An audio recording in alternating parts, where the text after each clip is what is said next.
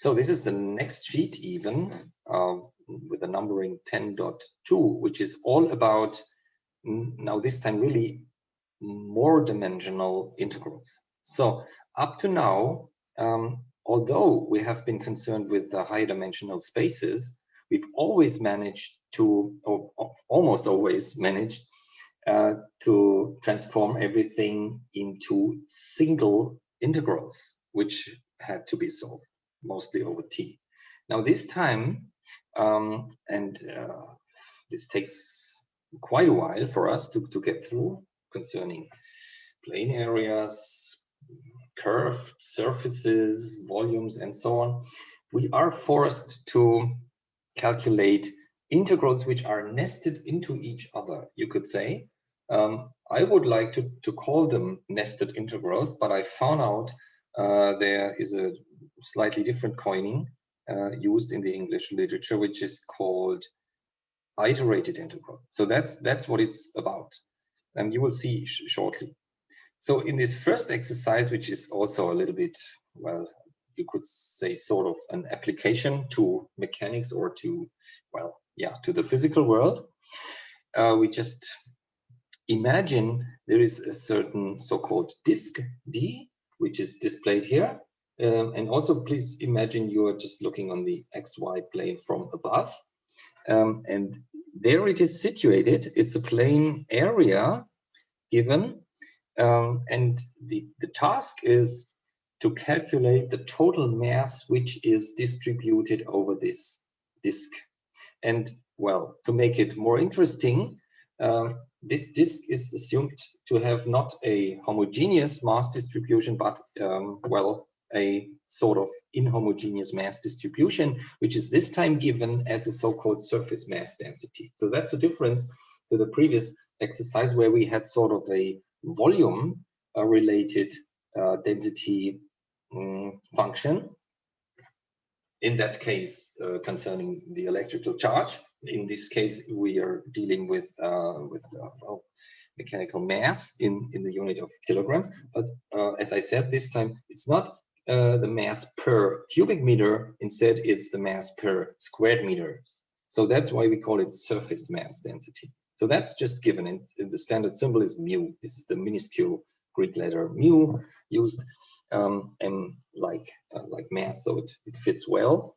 So anyway, this must be given as a function. It's relatively simple. It's mu as a function of x and y. You see, defined in the two-dimensional space here, which is to be x squared plus y squared simply. So in the end, it's nothing else than the squared distance of a point from the origin, by the way, for whatever reason. So it means, well, the density of mass along this disk will increase when moving away from the origin. So here it will be higher than here, for example, okay? So, but the total mass now contained in this disk must then be the result of a double integral. So this D, it doesn't stand for double, but the two integral signs tell us that we have to integrate. If you want, we have to integrate twice. Alternatively, if we manage to perform an integral over a sort of an area variable, then it's fine. Then we can solve it by integrating once over variable a. But this is actually almost never the case, right? So when finding formally a differential area, it is always necessary to express this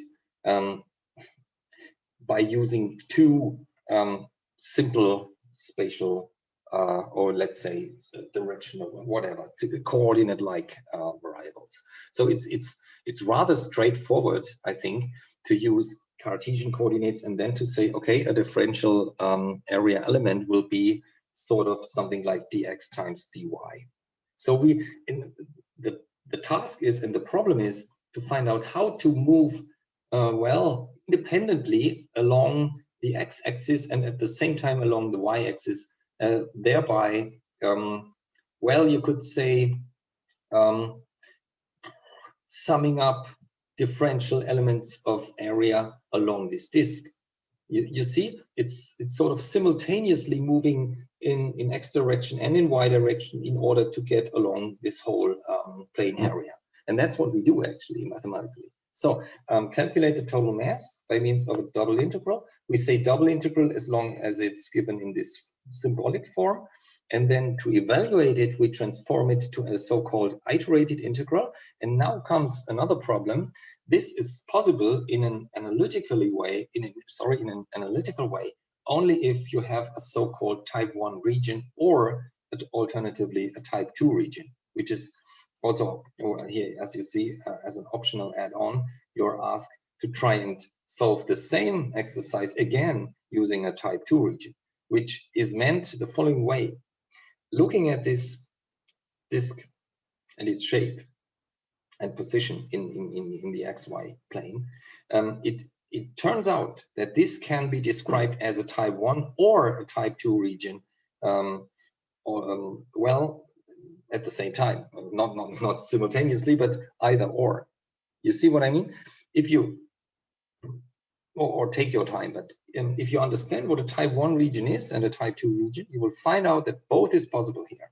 And so there are two quite different ways of solving this exercise. Let's start with type 1. Well, in a type 1 region, the following must hold. There must be fixed values for variable x, where the operation starts and where it ends. And these are called A and B, as usual, as we've been used to from introducing integral calculus for simple one-dimensional integrals. So that's what we need in the end. We need a starting and end position for x. And as you see, the B value is valid for the whole disk. This is where it ends, referring to x. This is what we need. Secondly, we need a lower and an upper, let's say, boundary curve, right? The area must be bounded by a certain curve at the bottom, in the bottom region, or in the bottom, let's say region, and also in the upper region. So there must be an analytically close description of the lower bound and the upper bound of this shape, right? And this is what you see here. In blue color, you see if y equals 1 as a function of x, this is the lower bound. And if y equals x squared, which is just, you see, part of the standard parabola quadratic function, as you know. So this will be the upper bound of this disk. So it works. And if it works, this is called a type 1 region. And then optionally, you will see it even works the other way around, choosing fixed values for y, starting from 1 and ending, in this case, at 4, it will turn out. And then regarding this curve is to be the left-hand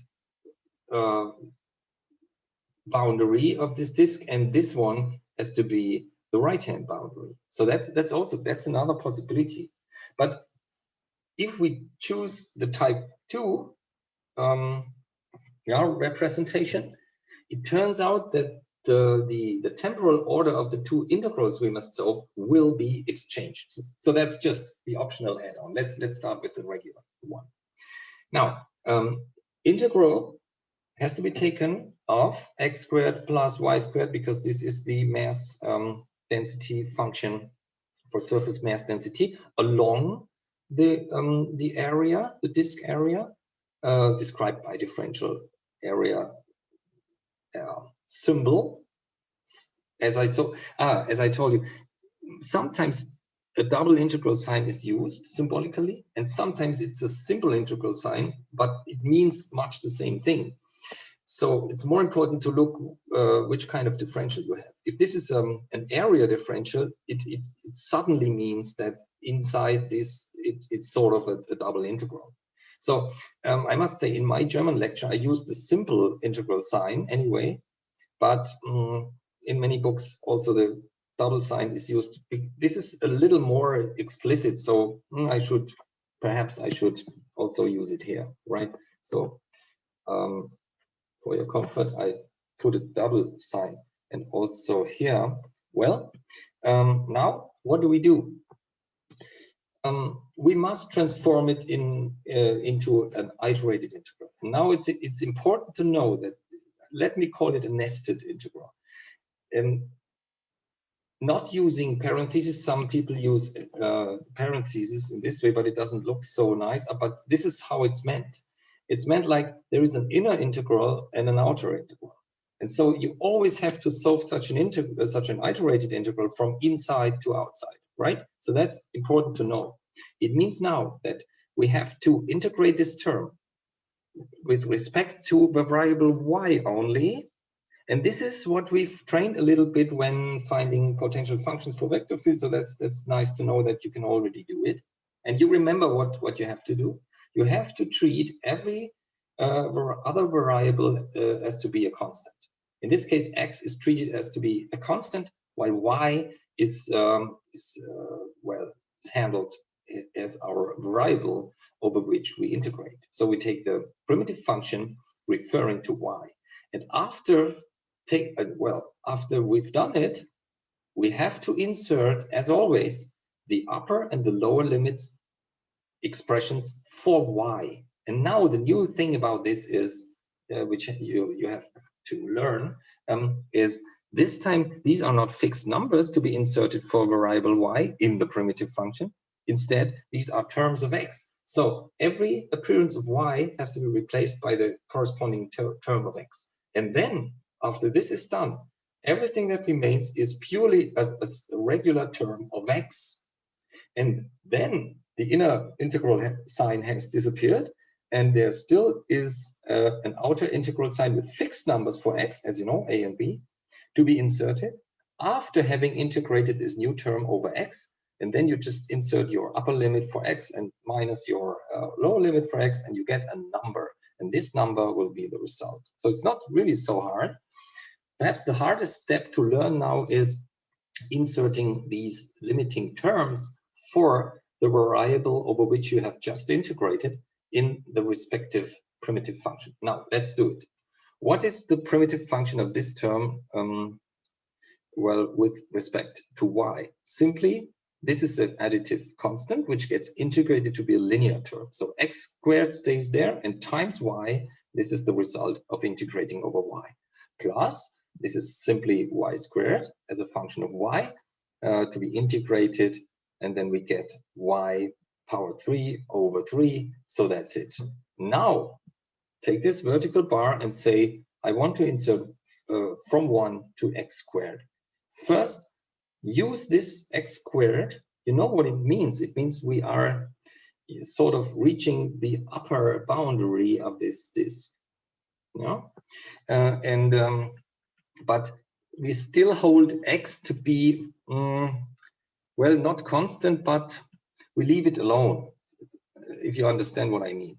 Leaving x alone means, I'm sorry for jumping here, it means that we just don't fix it. We say we are somewhere between a and b concerning x.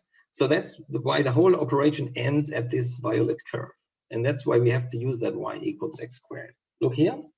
I use x squared for y. I just insert it for every appearance of y. So I get x squared times y, which is x squared times x squared. Okay, here. Then plus 1/3 times y cubed. And for y, I'm using x squared. So I get x squared cubed. X squared cubed here. Now, next step, minus the whole thing at the lower bound, which is then 1 for y. So x squared times 1 plus 1/3 times 1 cubed. That's simple, okay? Here. Now, evaluate everything. X squared times x squared equals x power 4 plus 1/3 times, you know, nested potency or exponential. No, it's not, it's potency. X squared cubed.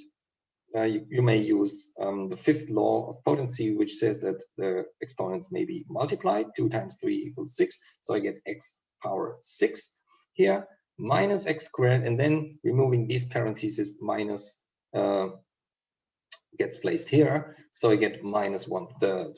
And this is a simple polynomial for x, which can easily be integrated on over x.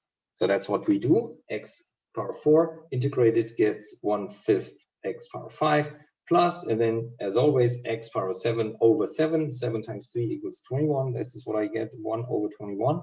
And then minus x cubed third minus 1/3 times x for the linear result. Inserting limits from 1 to 2, you see here, 1 and 2 as the left and right boundaries of this disk, of this shape here.